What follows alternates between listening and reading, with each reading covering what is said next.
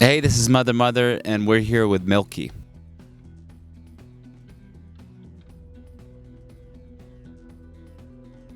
We've always wanted to release our demos because invariably you fall in love with those first, you get really attached, and then you try to recreate them. Maybe it gets better sonically, but a magic is lost, and so you always crave for people to hear the demos as an artist. I think typically that's the case. It just came time to finally do what we've always wanted to do. 20 years to look back upon and dig up, and so we had lots to pull from to make something really compelling and diverse.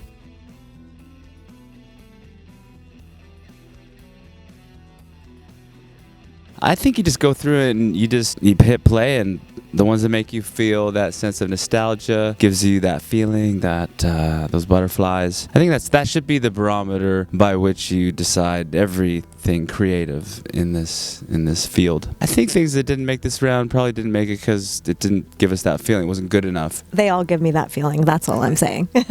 Yeah, true enough. Release all the demos. Yeah, maybe we should. Yeah, Volume 2, that's a good idea.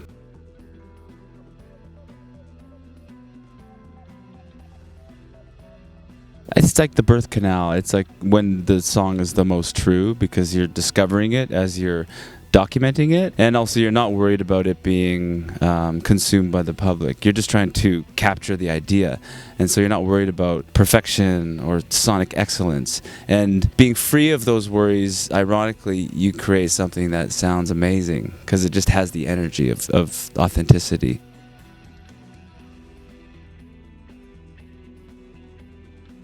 I mean, I would just pick my favorites. I'm going to pick 3, you pick 3. Good at Loving You demo, Stay Behind, and Hayloft 2 demo. I'd go with Arms Tonight. I'd also go with Hayloft 2 and Good at Loving You. Those are my 3 top.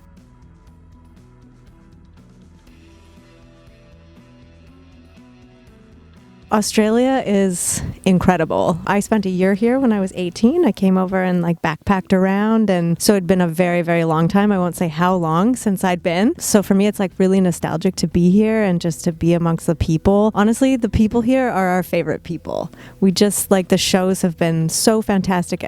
Such a good reception. Ryan puts it very well. Tell them how you describe Australians. Oh gosh. I mean, I have this confidence, but at the same time, there's not a lot to prove. It's very loose, it's very jovial, it's very humorous. There's a swagger to the people here, and it's infectious, and it makes us feel good. And it's like Canada, but better.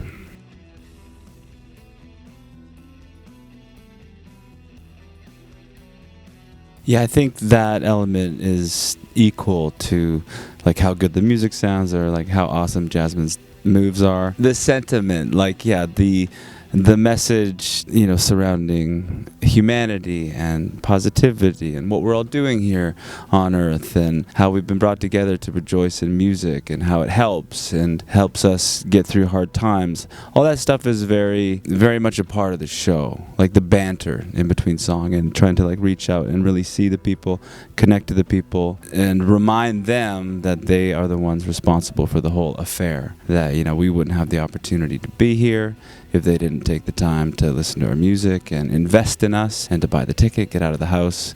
So we definitely reinforce that message all throughout the night so that they leave feeling, I think, really special and empowered and just reminded of their crucial role in all of this. It would all disappear without them.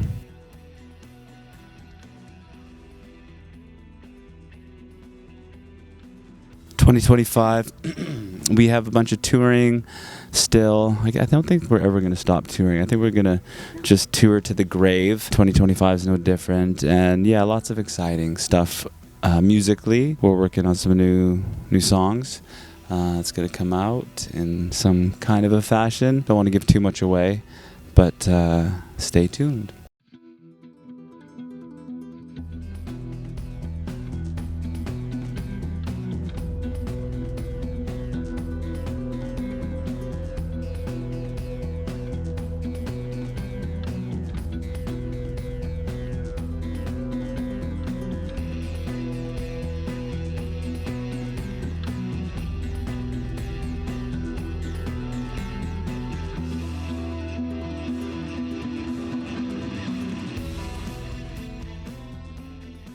Pixies. Joni Mitchell. Bjork. Nick Cave and the Bad Seeds. Ozzy. Weezer Blue album. Joni Mitchell Blue. Oh, look at that. So blue. It'd be hard to beat the soundtrack, but Natural Born Killers. Maybe Pulp Fiction. Cool.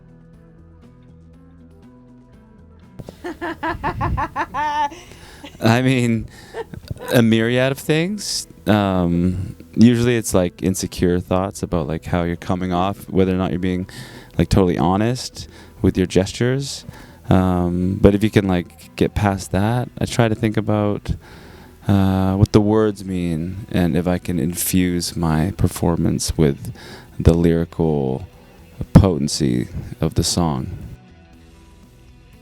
I think body really rings true still to this day. I just like that the concept, like I've grown tired of this body, cumbersome and heavy body. I just think that's really beautiful because we all know how that feels. Like early Lollapaloozas back in the 90s. Those were amazing. I saw really, really good shows a number of years ago now, but it was a band called Half Moon Run, and they're Canadian, I think from Montreal. I didn't know anything about them. My brother liked them. I went to the show and was just like totally blown away. It'd be cool to play the pyramids in Egypt. Like, I believe there is a venue. Like, Pink Floyd did it. People do it. Sounds cool. Most memorable, first one that comes to mind is the Red Rocks recently in Denver, Colorado. Have you heard of that venue? Yeah. So, you know, you see pictures of it like your whole life, and finally got to play it with Cave Town in the summer. It was totally epic. It'd be cool to see Bjork cover something from us. Totally. Right? Billie Eilish is pretty influential in modern times, but probably the Beatles overall. I was gonna say the Beatles, Yeah. Elvis as well. Yeah. Shout out to Elvis. Oh God, when you get old, like a year is nothing. I'm gonna be the same person. True. Work harder. Oh God. Work less. Get off your phone. That's a good one. Get off your phone. Wake up to the miracle, man. This was early 2023. Is that your last year? Yeah. February of 2023. Yeah. Probably the same advice, just, you know, stop caring about not only what other people think about you, but what you think about you. Yeah, stop caring what you think about you. Yeah, I mean, I just think stop caring what anyone else thinks is a really good MO to live by. It's awesome. Hopefully you followed that advice. Nope. I think for the most part.